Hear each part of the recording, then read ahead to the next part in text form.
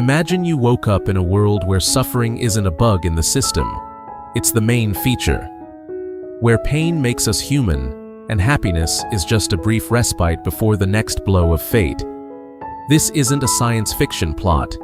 This is the philosophy of a man who survived a mock execution, hard labor, and epilepsy, and still said yes to life. Fyodor Dostoevsky built his own matrix of reality, and today we're entering it. December 22nd, 1849, Semyonovsky Square in St. Petersburg. Dostoevsky stands before a firing squad. They blindfold him. He hears the command, aim. And at the last second, the execution is cancelled.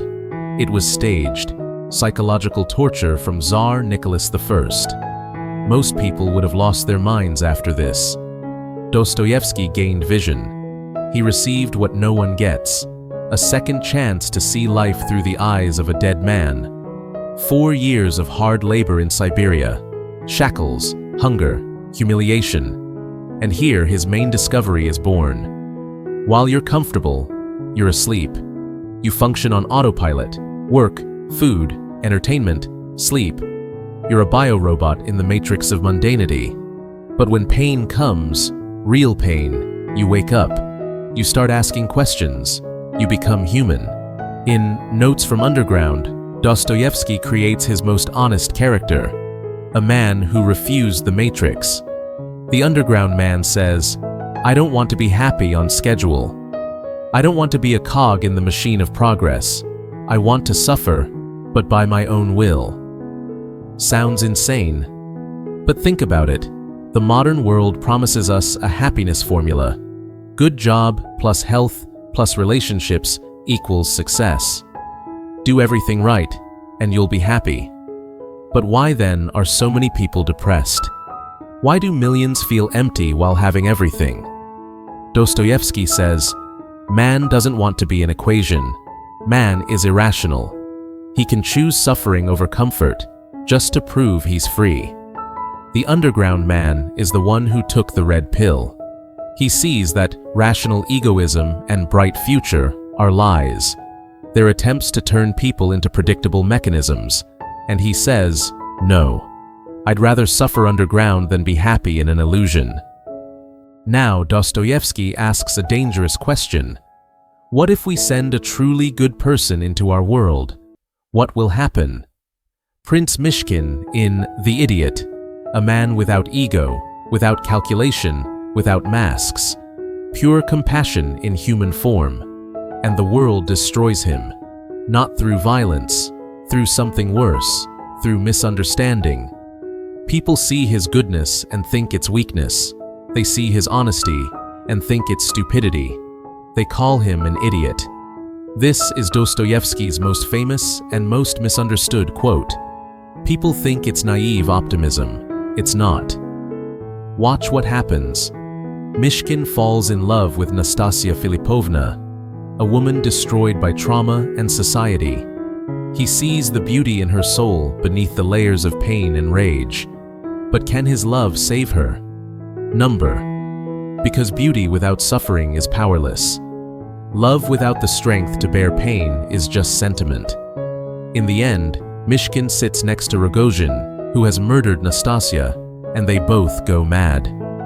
Beauty didn't save the world crucified beauty. But here's the twist. Myshkin's attempt mattered. His suffering had meaning. He showed that goodness is possible, even if it's defeated. Dostoevsky is saying, beauty and goodness exist. But they come at the highest price. Your sanity, your life, everything. The question is it still worth it? Dostoevsky had a secret, a shameful addiction that nearly destroyed him multiple times. He was a compulsive gambler, and in The Gambler, he doesn't romanticize it. He dissects it like a surgeon examining his own disease. Alexei, the protagonist, stands at the roulette table. He knows he'll lose. He always loses. But he can't stop. Why? Here's what Dostoevsky understood that no one else did. Addiction isn't about pleasure. It's about intensity. When you gamble, time stops. Your entire existence compresses into a single moment, the spin of the wheel, the roll of the dice. Will you be saved or destroyed? In that moment, you're alive. Terrifyingly, completely alive. Normal life can't compete with this. Your job, your relationships, your future, they all fade into gray noise compared to the electric intensity of risk. And here's the disturbing truth. This isn't just about gambling. Think about doom scrolling. Think about toxic relationships. Think about self-destructive patterns you can't break. We're not addicted to the thing itself. We're addicted to the intensity, the emotional chaos that makes us feel something in a world that's become too comfortable, too predictable, too numb. Dostoevsky is saying, humans need intensity more than happiness. We'd rather feel pain than feel nothing. The gambler doesn't want to win. He wants to exist on the edge where every moment matters. And that's the most dangerous addiction of all: crime and punishment. Rodion Raskolnikov decides to test a theory. Does an exceptional person have the right to transgress morality? He murders an old pawnbroker woman, not for money, for an idea. He wants to become Napoleon, a Superman. And what happens? His mind begins to collapse, not from fear of the police, from internal pain, from what Dostoevsky called conscience. Here's Dostoevsky's paradox.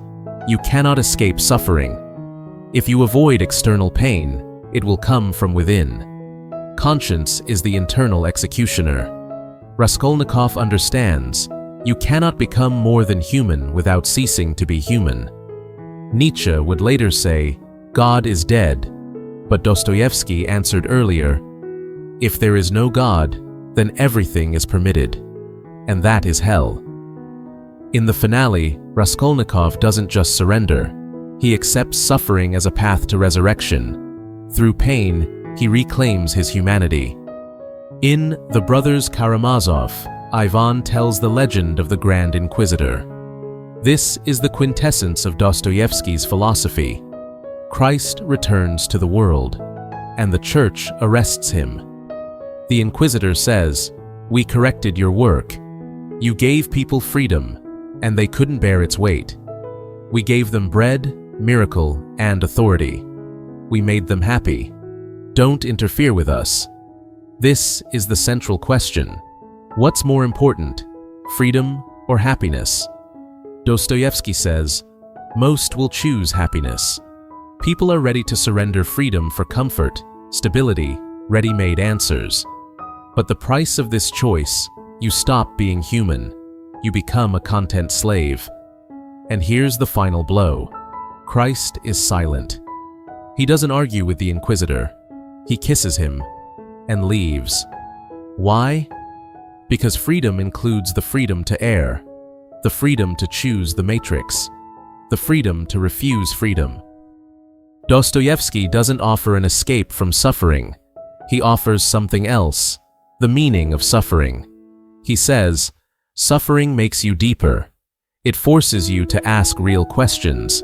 It transforms a biological machine into a person.